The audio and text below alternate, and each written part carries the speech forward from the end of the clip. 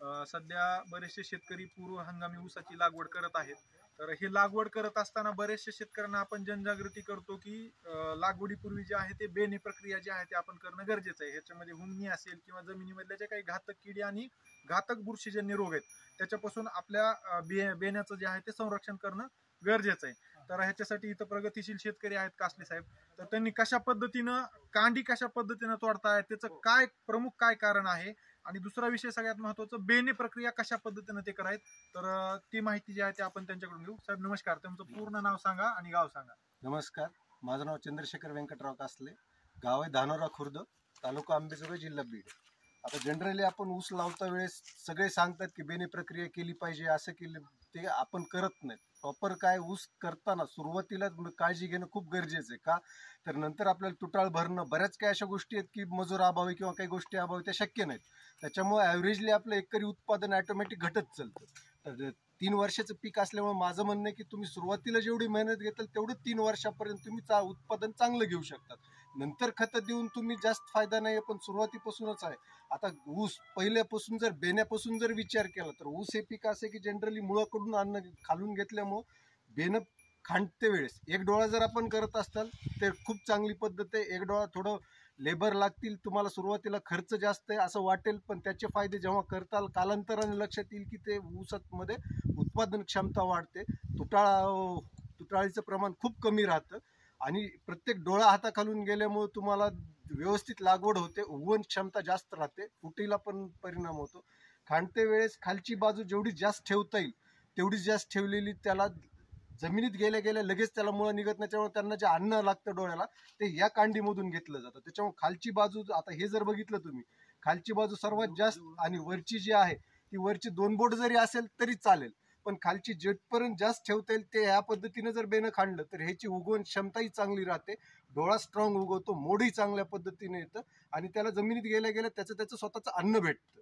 त्याच्यामुळे त्याच्यामध्ये मर होणं किंवा बाकीची गोष्टी कमकुवतपणा हा होत नाही. नंतर दुसरी गोष्ट आहे की बाबा आपण लागवड करतो, आज जनरली लागवड करताना जमिनीमध्ये आता पाऊस कमी आहे, जास्त आहे, त्याच्यामुळे रोग बुरशी या गोष्टी खूप असू शकतात. त्याच्यामुळे आपण करण्याच्या आधीच एक बुरशीनाशक आणि एक कीटकनाशक क्लोरो वगैरे आपण जे पाहिजे ते यूज करू शकतात ज्याच्या त्याच्या, पण ते घेणं गरजेचं आहे. आता हे जे हा टब आहे तुम्ही बघितलं तर याच्यामध्ये 20 लिटर पाणी टाकलेलं आहे, त्या पाण्यामध्ये 50 ग्रॅम रोको एक बुरशीनाशक आहे आणि 50 ml क्लोरो ॲड केलेलं आहे.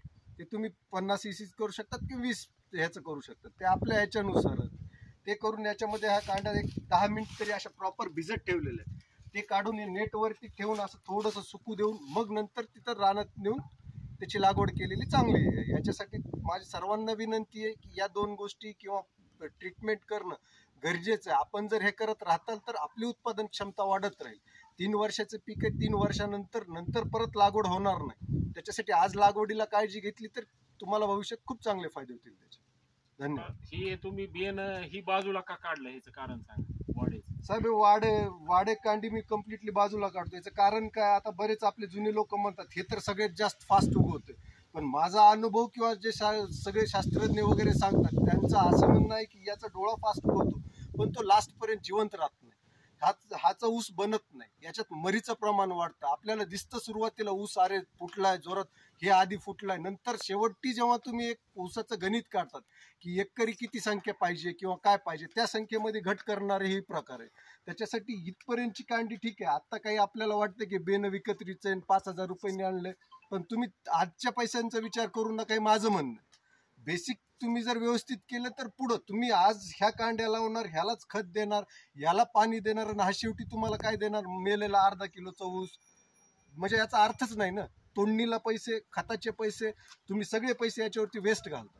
आजच्या 2 डोळ्यासाठी तुम्ही सगळी तुमची मेहनत, जागा, वेळ आणि उत्पन्न हे सगळं वेस्ट जाणार आहे. त्याच्यासाठी वाढकांडी जेवढी कमी घेणं होईल तेवढी चांगली. वाढकांडी शक्यतो न वापरलेली चांगलं, सगळेजण सांगतात, पण आपण ते उगाच थोडी थोडी काकलूत करतो. शेतकऱ्यांना काय साहेब माहिती का, थोडं म्हणजे नको वाटतं ते वाचवायचा प्रयत्न करून, पण पुढचं भविष्यातलं उत्पन्नातली घट याचे पण आपण विचार केला पाहिजे. त्याच्यामुळे मी वाढकांडी कधीच घेतली नाही ऊसामध्ये.